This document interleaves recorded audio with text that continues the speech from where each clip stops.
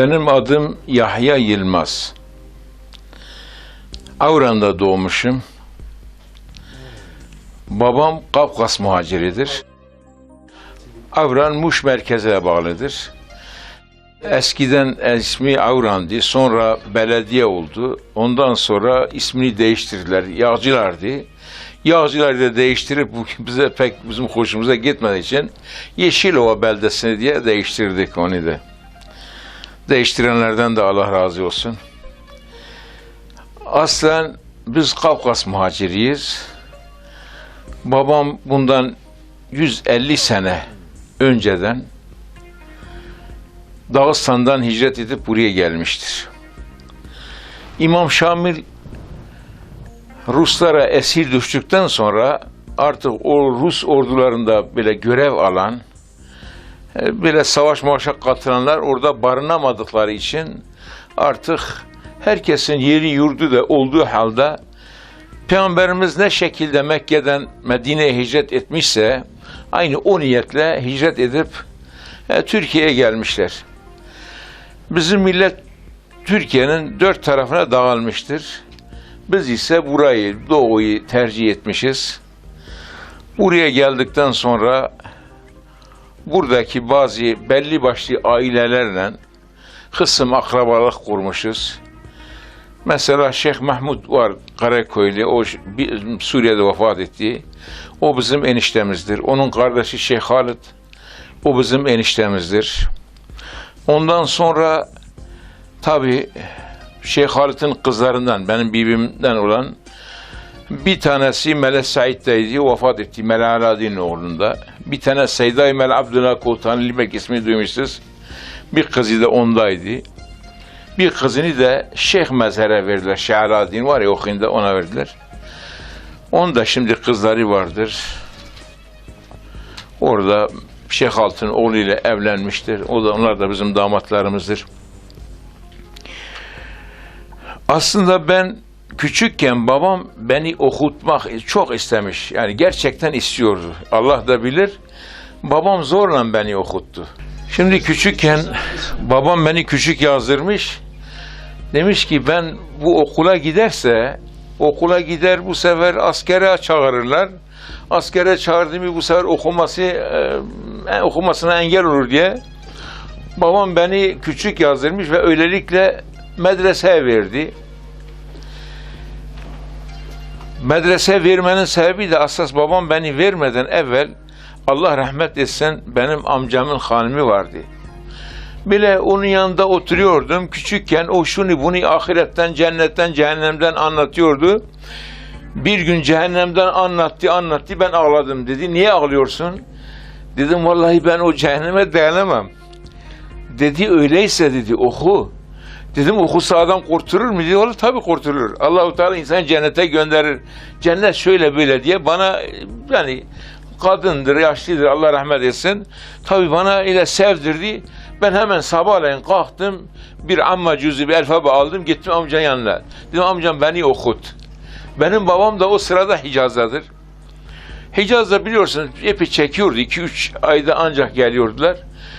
Bu sefer ben Kur'an'ı okurken babam hacden geldi. Beni öyle gördü. Çok sevindi. Ya dedi ben bunu zaten benim gayem, maksadım, muradım. Ben Allah'tan onu istiyorum ki bu okusun. Ne yapıp ben bunu okutacağım diye öyle bir azimle 1958-59'larda yani ben daha 10 yaşında yoktum. Ben 10 yaşında yoktum. Ben Kıravi'ye gittim. Orada bizim damadımız oluyordu. Hem de dayım oluyordu. Melek Said. Gittim onun yanında Kur'an okudum. Orada talebeler vardı. Oradan sonra geldim tabii Karaköy'e gittim. Orada hem dayım Karaköylüydü hem bibim orada Şeyh Halt'ın yanındaydı. Sedemel Abdurrahman, Sedemel Abdullah, Sedemel Aladin onların yanında talebeler vardı. Sene 12 ay, 15, 20, 30 tane talebe okutturuyordular. Allah-u Teala hepsinden razı olsun. Onların yanında okuyordum. İşte yazın bazen gelip çalışıyorduk. Kışın gidip okuyorduk. O yüzden mesela okuma biraz yani geç oldu. Serbest değildi. Vallahi biz bile okuma gelirken Biz böyle bohça olur yani, çanta manta olmazdı ki, böyle bir çaput bohça. İçinde kitap olduğu zaman, eğer bir jandarma bir şeye rastladığı zaman tutarlar onu, bu nedir? Efendim biz diyoruz bu Kur'an'dır. Ulan bu ne biçim Kur'an'dır falan diye bazıları yani Kur'an'la birbirine ayırıyorlar. Gerçekten korkuyorduk. Eğer medresede mesela böyle okurken geldiği zaman, jandarmalar köye geldi dediği zaman biz hemen araziye uyardık. Yani öyle bir korku vardı.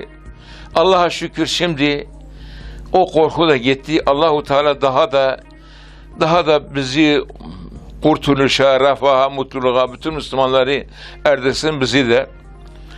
Ben genelde Karaköy'de kaldım. Ta 1966 depreminde, deprem olduğu zaman Şeyh Haltgil'in, Saidgil'in evi Van'a göçtü. Van'a göçtüğü zaman ben de oraya gittim. 1-2 sene de Van'da kaldık. Ondan sonra tekrar döndük, buraya geldik. Mesela onlar deprem burada oldu. Deprem olduğu zaman evler yıkıldı. Kimin tanışı hangi vilayette varsa oraya gittiler. Onlar da onları oraya çağırdılar. Oraya gittiler. Kusura bakma, ben burada biraz atlattım. 66 tarihinden evvel ben tabii Kotanli'de, burada bir de bu Solakhan'ın Mezrah Şadan var. Allah selametli versin. Sedemeli Abdüssemet var. Onun yanında da bir kışın okudum. Ondan sonra ile Karaköy'de okuyordum. Bir sefer bizim köylü rahmetlik Mele Şerefeddin diye bir hoca arkadaşımız vardı.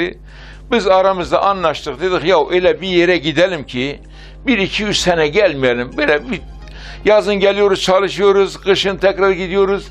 Bir unutkanlık olur, arada bir şey geçer. Biz bunu böyle tamamen bir şeye benzetelim. Biz 66'da köyden çıktık. Ramazan bayramından sonra biz Hınıs'a gittik. Hınıs'ta imamlara yeterlik belge veriliyordu. O imamlık yeterlik belge esnasında bütün hocalar oradaydı. Birçok hocanın yanına gittik. Allah'a şükür, ama her ne kadar pek serbest değilse de her köyde talebeler vardı. Okutuluyordu. Müslümanlar kendi hayrine ekmek veriyordu. Her ne kadar kısıtlı da olsa talebeler de ona rıza gösterdiler. Gidip evlerden ekmek toplayarak, öyle medreselerde yatarak öyle okuyordular. Şimdi biz biz giderdik. Hatta bir gün mesela Karaköy'de böyle okurken, inan ki mesela ekmek tabii köyden toplanıyordu. 20-30 tane adam, talebe. Ekmek mesela evde, mesela bugün kim ne pişirmişse o gün kendi evdeki pişirdiği yemeğin bir kaba çıkarıyordu. Üstüne de bir tane yahut da 2 tane ekmek koyardı. Talebeye verirdi. Biz gidip eğer 50 hane 60 hane ne varsa hepsine toplayıp getirirdik. Getirdiğimiz zaman tabii her evden yemek gelmezdi. Geldiği zaman da mesela bakarsın böyle 1, 2 ya 3 tane kaşık olurdu. O kaşık bile sırayla, mesela herkesin bir kaşık nerede vardı? İnan Allah'a bile 10 kişi, 15 kişi, 20 gibi durardı. O kaşık odundan, tahta kaşık, o yerdi ona verirdi, o yerdi ona verirdi. O da. Şimdi diyorlar ki birbirinin mesela şeyini yerlerse mikrop kapar diyorlar. Halbuki mikrop ne arasın? Peygamberimiz demiş, "Sırrül müminine şifaun." Müminler birbirinin mesela artını yerse şifa olur. Gerçekten öyledir. Gerçekten o inançla olduğu için hiçbirimiz de hasta olmuyordu. Hep birbirimizin kabından, birbirimizin kaşığından yerdik. Öyle bir gün böyle sabahleyin bu kadar ekmek düşüyordu, tandır ekmeği. Bazı adamlar vardı tabii, ne yapsın bu kadar ekmekle idare olur mu? Evli hakikaten zor olurdu. Benim orada teyzem vardı Karaköy'de. Hem bibim evi vardı. Zora düştüğüm zaman Dayımgil'den, oradan ben Bimgil'den ekmek alırdım. Yerdim, ben tabii pek yani idare ederim. Çok zora gelmezdim. Bizim hocalardan bir tanesi, vallahi meşhur hocadır. Şu anda da vardır, hayattadır. Hatta o da şimdi Muş'tadır, yaşıyor da. Ben isterse ismini söylemeyeyim. Allahu Teala kendisinden razı olsun. İnan ki bile geldi içeriye, sobanın yanına bile baktı. Tekmanlı Melez Zümrüt diye bir hoca vardı. Allah rahmet etsin. O kendine düşen ekmeği, bu kadar parça ekmek hocamızın bile kitabın üzerine koymuştu. Yani sonra ben yerim diye. Hala şimdi erkendir, biraz evvel çok acıkırsam o zaman yerim diye. O geldi, o ekmeği orada gördüğü zaman hani Kürtçe nan diyor ya. Hannan dedi, hannan, hannan nan dedi, vallahi bayıldı. Düştü. Yani öyle bir sıkıntı durumlar da olurdu. Allah razı olsun, o adam nihayeti çok büyük bir alim oldu. Ve şimdi de mesela vardır, vallahi millet de kendisinden faydalanıyor. Allah ondan da razı olsun, hepinizden de. Biz nihayeti Hınus'a gittik, orada yerimiz olmadı. Biz dedik ya biz Halyaz'a gidelim. Karaköse'nin bir şeyidir. Halyaz diyorlar, bir semttir. Biz Hasankale'ye gittik, oradan Köprüköy'den, Horasan'dan Hotik adında bir nahiye vardı. O nahiye gittik. O nahiyede benim arkadaşım dedi burada duralım. Ben istemedim. Bizden beraber bizim köylü bir hoca arkadaş daha var, Mehmet Hoca diye. O da yeni geldi bizden beraber, o da Kur'an okuyordu. Yani bizden, yani babası gönderdi. O benim diğer arkadaşla da akraba olduğu için beraber götürdük. O dedi ya o kıştır, biz burada duralım.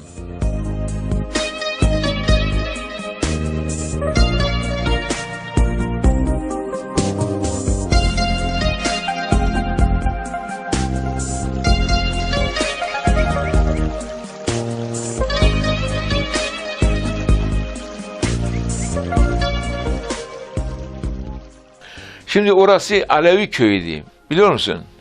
Karakol vardı. Ben jandarmalardan korkuyordum. Biraz benim onlardan bir bile şeyim de vardı, esrarım da vardı. O dedi askerden gelmiş, ya gidelim, biz nereye, biz tanıştık, yabancı bir yer. Bari bu karakola gidelim, onlar bizi bir yere göndersin, misafir diye. Vallahi ben gelmem dedim. Biz gitmedik, aynı Hotik'ten yola devam ettik, gittik Halyaz'a. Akşam namazından sonra, yatsıdan sonra geç epey, mesela oraya giden adamlar görür onu, bilir. Allah'tan yol vardı, böyle iyi çalışmış bir yoldu. O yolda gittik, yavaş yavaş kar da yağıyordu, sıcaktı. Allah'tan ne kurt murt bir şey rast gelmedi. Biz gittik Çırkanı diyen bir köye.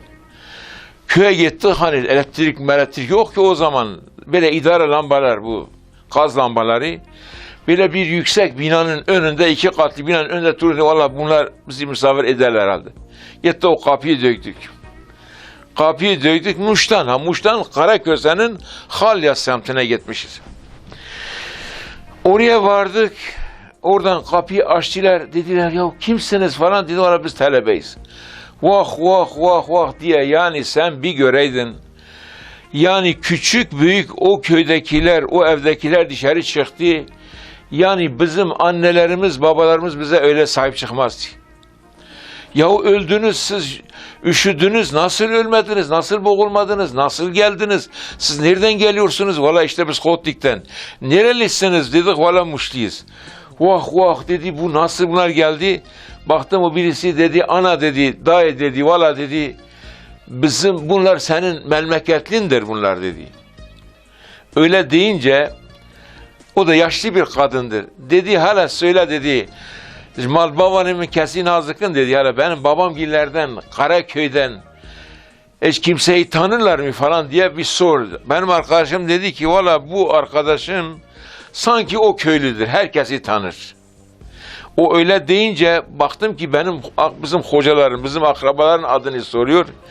Dedim söyle ki bu Hafse'nin kardeşinin oğludur. Benim bibim oradaki Hafset'ti. Onun mesela amcasının oğlundaydı. Sede Şeyh Alt'taydı. Dedi vallahi dayı dedi bunlar senin babangilerden akrabadır dedi falan şu bu diye. Ya Rabbi yani akraba olmadan da hani öyle bize baktılar ki ya Rabbi yani diyorum acaba şimdi adam böyle misafire giderlerse acaba öyle o sevgi olur mu? Öyle bakar mı? Allah şahittir, tek gözede, tek evle. Unutmamışım, hiç ben unutmam. Dünya var olduğu müddetçe de onlara dua ederim. Yani bizi öyle baktılar, şey yaptılar, oradaki yerimiz olmadı.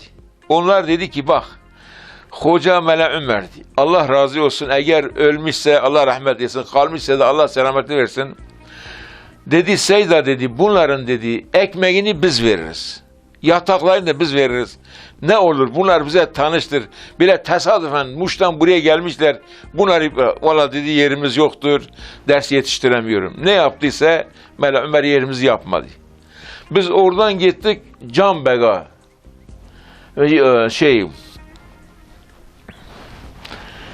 Canbega diye, evet Canbega gittik. Orada da şey yaptı, mesela gittik, hocalar, fakirler çoktur. Gene orada da yerimiz olmadı. Oradan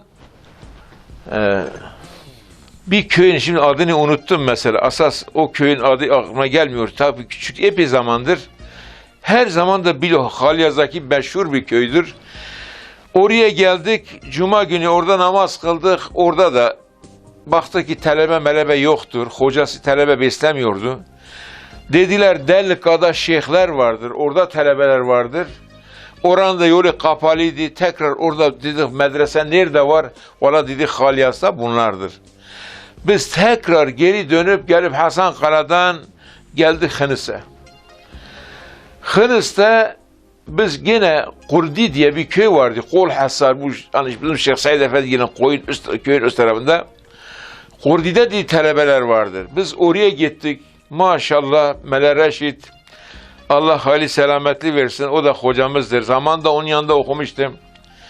Oraya gittik, öyle talebeler var ki Allah şahittir, böyle sağ tarafına yattığın zaman böyle sabaha kadar böyle sola yani dönemezsin ha. O kadar sık yer vardır. Ekmek azdır, talebeler çoktur. Allah selametli versin. O demiş ki ya vallahi demiş, ben demiş Yahya gelmiş.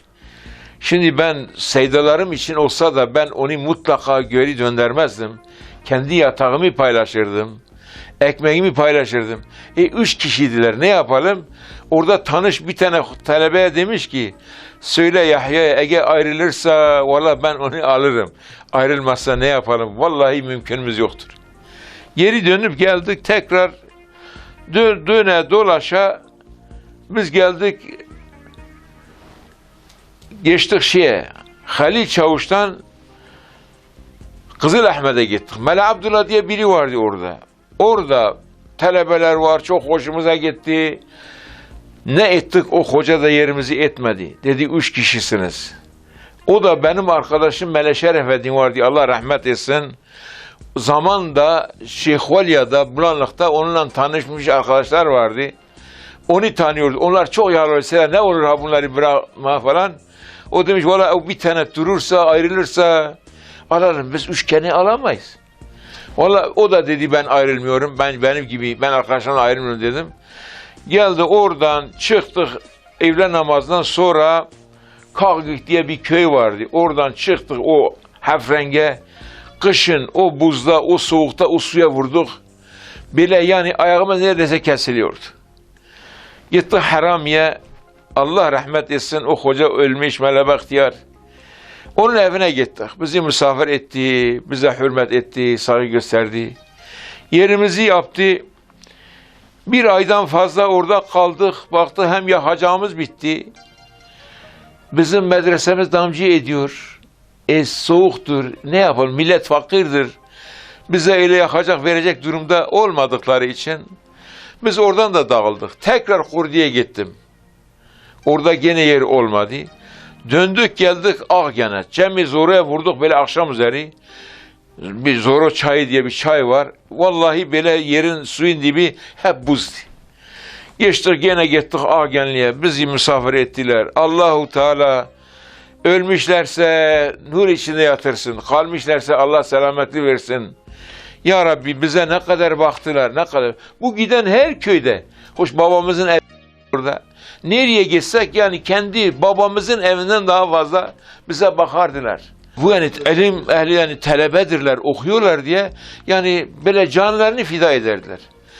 Orada biz kaldık. Epey orada okuduk, yerimiz güzelken Bir gün aynı yattığımız medrese sabaha doğru deprem oldu. Allah şahittir, ben medresenin içinden böyle dışarı tavan böyle kalkırdı otururdu. Ben yıldız gördüm. Böyle içeriden ben tavan böyle kalktığı zaman o aradan ben yıldız gördüm. He. Biz çıktık dışarıya. Böyle fazla uzun olmazsa, yani rahatsız olmuyorsa ben hani, bu sefer biz çıktık, kaçtık dışarıya. Kaçtık dışarıya. Hocamızın evi yakındı. Baktı onun ahuri olduğu gibi mallarına çökmüş. Biz koştuk, onun malını, mulunu hepsini sağ selamet atla beraber çıkarttık. Baktık yanında da bir tane ahur çökmüş. Biz ona gittik, onunki çıkarana kadar onunki bir iki tanesi geberdi.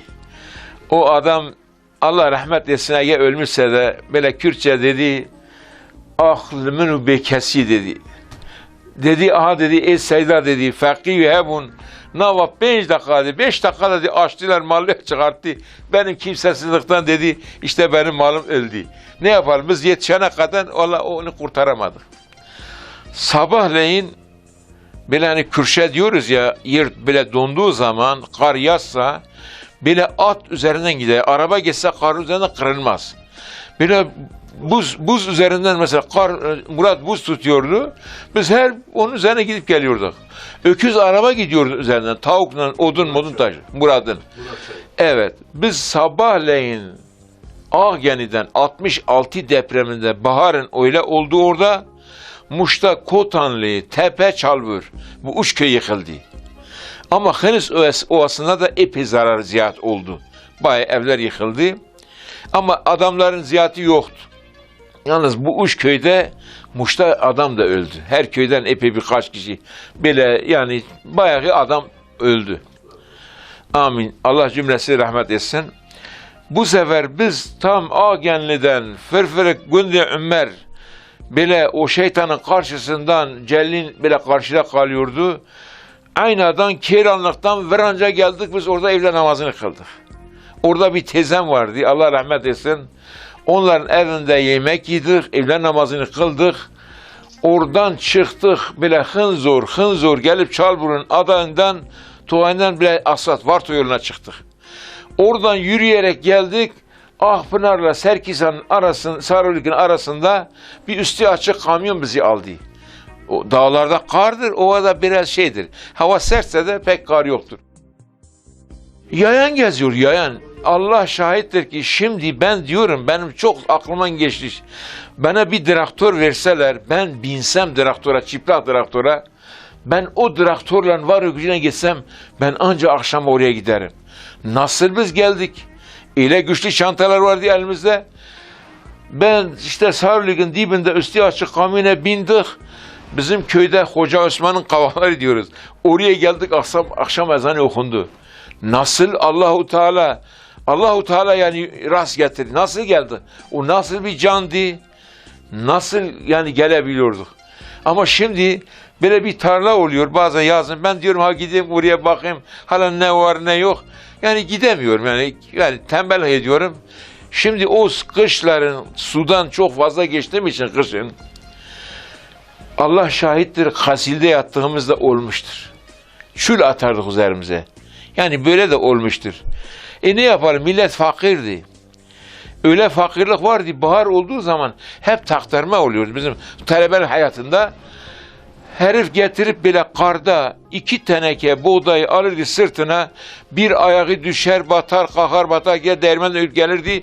Eve geldiği zaman komşuların biri dese ki vallahi benim çocuğum aç kalmış, bana bir şey verir misin biraz? O getirip bir teneke ona verirdi. Ben zaman ben böyle çok af buyurun çocuklar da oldu. 8-9 nüfus oldu, babamla 10 taneydik. Öyle zaman oldu ki 100 teneke un ügütüyordum. Ben diyordum ya Rabbi sen biraz şimdi biri gelse dese ki bir teneke ver. Acaba sen verebilecek misin? Ya orada o zaman o fakirler 2 teneke sırtından alıyordu. Bir fakir kapıya geldi bir komşu, o bir teneke ona verebiliyordu. Ya Rabbi sen bize de doğru yolu nasip et. Onlarda olan o cömertliği bize de nasip et. Herkese de diye vallahi benim çok kalbimden geçmiştir. Acaba Yani gelse dese ki bana bir torba ver. Valla teneke meneke 100 teneke olsa herkes verir de. Yani acaba bana bir iki torba un ver bana, benim unum bitmiş. Acaba bunu bu fedakarlığı yapabilecek miyim diye vallahi çok aklımdan geçmiştir. Şimdi onu göz önüne alaraktan.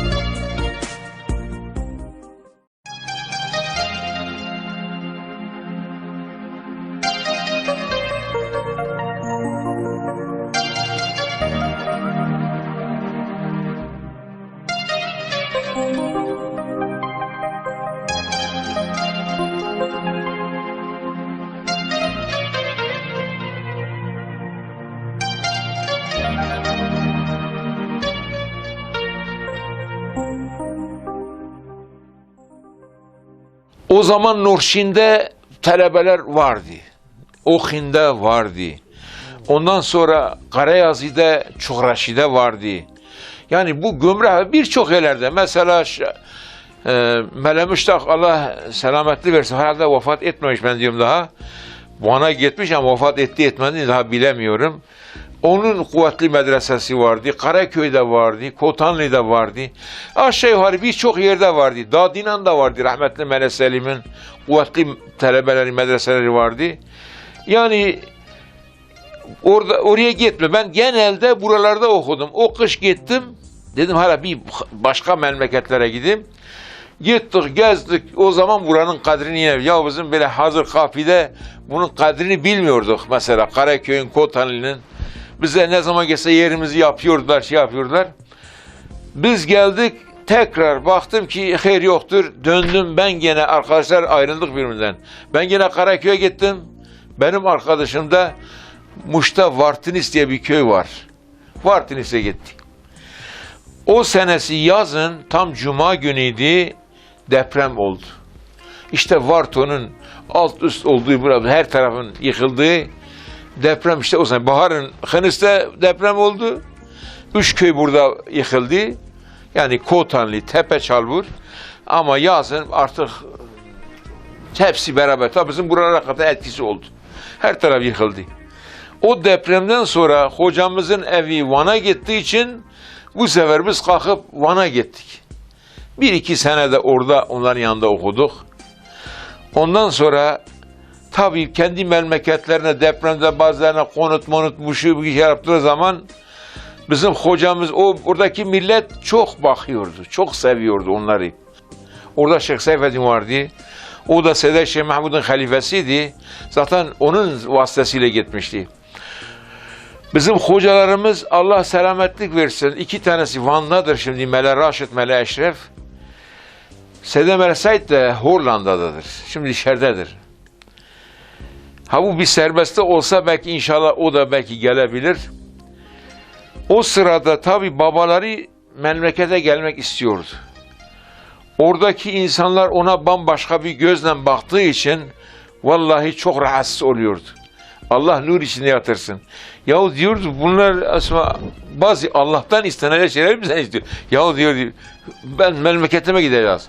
Burada bakarsın bizi yoldan çıkarabilirler diye yani o çoluk çocuğundan korkuyordu. Ahır her ne kadar onlar istemese de babaları nihayeti bizim burada bizim bir akrabamız vardı. Böyle merhaba evleri vardı, 2 katlı evleri vardı, büyük mesela misafir adası vardı, ahuri mereyi. Bu sefer biz o akrabalarımızın evlerini onlara alıp da onları getirdik bizim köye yerleştirdik.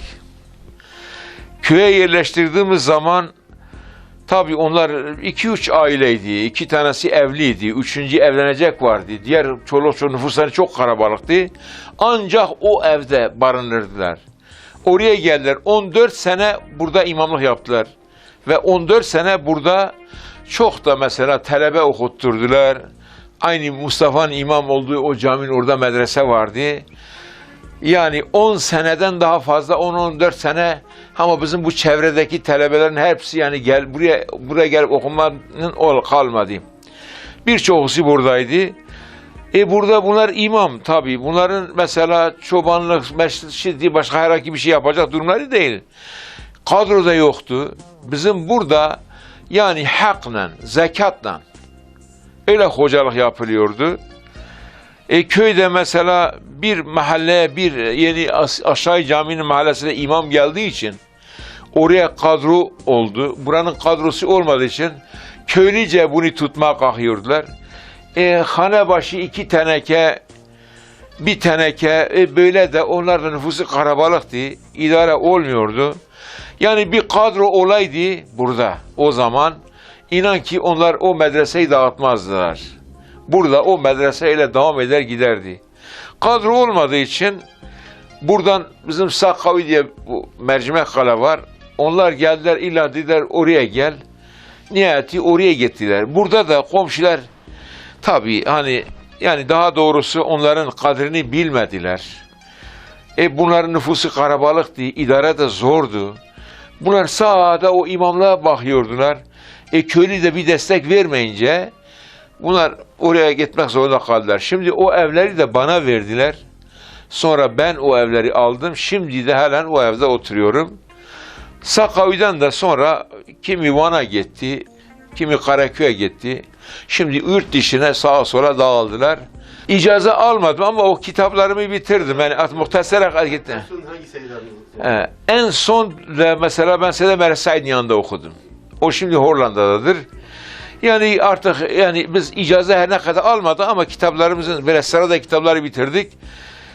Şimdi burada tabii ev burada olduğu için hocalar da buradan gitti. Cuma günü camiye gittiğimiz zaman hoca olmadığı için ben onlara cuma kıldırıyordum.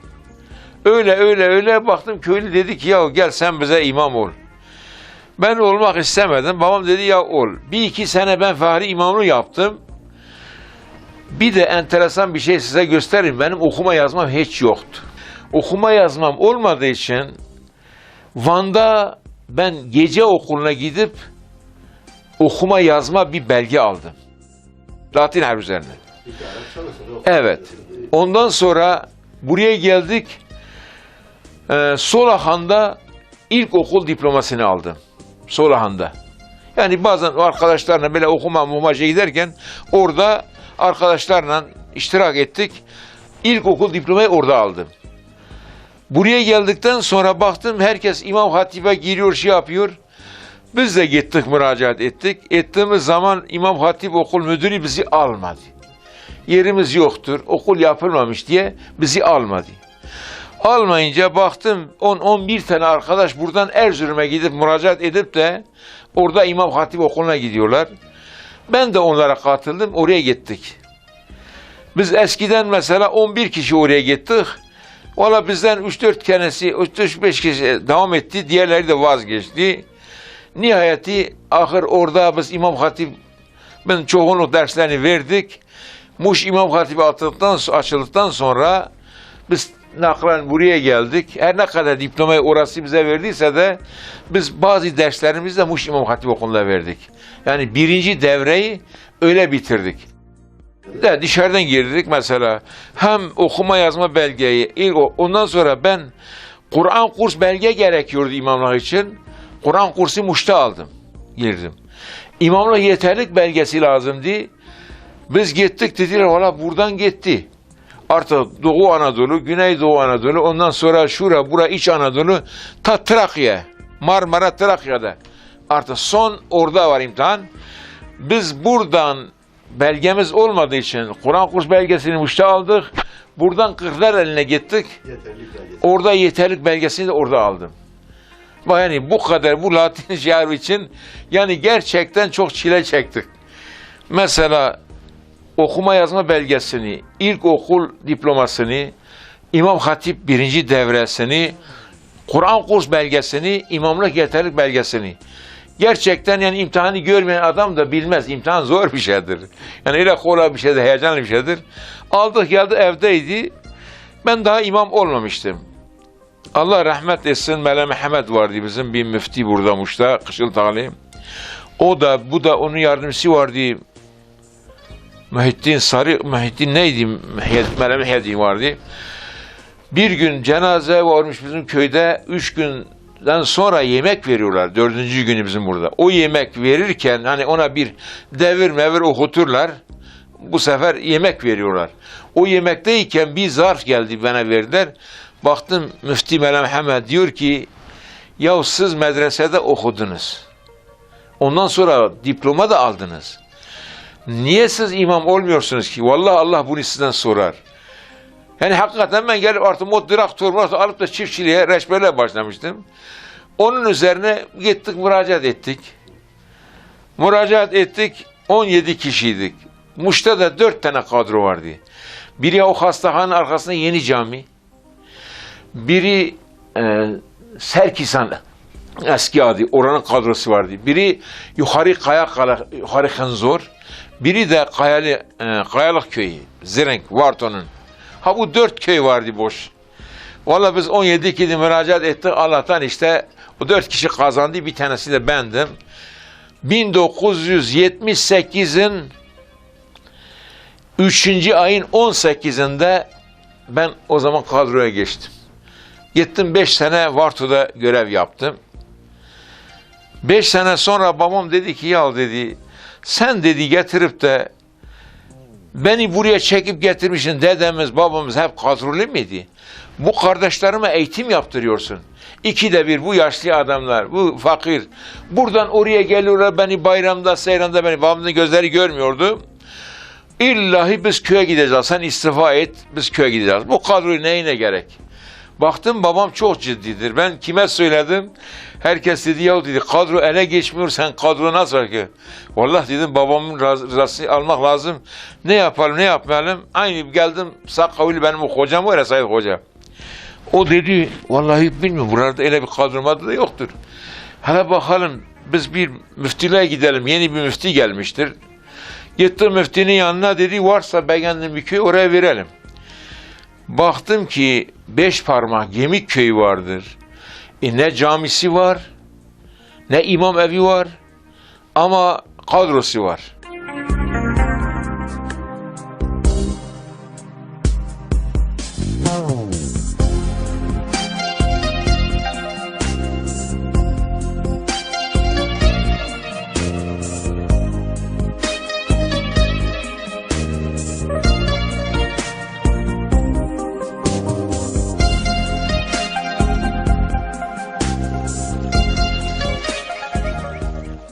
Hocaları da cami yapmaya kalkmış, Allah selametli versin Mele Raif. Köyde akrabalar içinde biraz geçimsiz olmuş, o da kalkmış, küsmüş, Tatvan'a tayini çağırmış. Ben dedim, vallahi ben buraya gitsem, Allah'ın izniyle onlara o cami yaptırmaya da, imam evini yaptırmaya da, hem ben orada destek olurum, hem de burada cami var. Evi, babamı da eve bırakırım, hem camide görev yaparım, hem de onları yapmaya çalışırım. Müftiyle anlaştık, dedi, o köy Hanefidir. Cuma günü ölümden farz, eğer oraya gitmeyi söz veriyorsansa, Cuma günü oraya gideceksin, diğer vakitlerde buradaki camide. Biz anlaştık, gerçekten de öyle oldu. Cuma günleri ben gidiyordum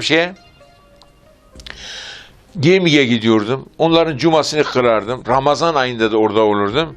Allahu alem bir sene miydi ne, öyle bir orada kaldık, biz bitirdik. Cami mesela suva muası bitti, soba kurdular, sergisini Allah razı olsun köylüye söyledik. Hepsi yani bir günde böyle Isparta halısını getirdiler, sardılar. Bu sefer köyden para topladık, 162 bin lira, hiç unutmamışım. Para topladık, eğer 80 lira verseydik, Tatvan'dan bir kamyon büyük bir briket geliyordu. Parayı da topladık, köyün de kamyonu vardı. Hacı Emin Allah rahmet eylesin, yakında vefat etti. Onun dedi, bir kamyon briket getirelim, imam evini yapalım. Biz o parayı da toplamışken, öyle o çalışmadayken, tabi baktım bir gün bir genç geldi. Selamun aleyküm, aleyküm selam. Dedi, Yahya Yılmaz sen misin? Dedim, evet benim. Valla ben de, dedi, İsmail Hakkı, Malatyalıyım dedi. Ben 5 parmak köyün imamıyım. Dedi ben dedi hoca müfti beni gönderdi, dedi ki git Yahya Yılmaz Hoca söyle, o sana yardımcı olsun, 5 parmağı sana göstersin.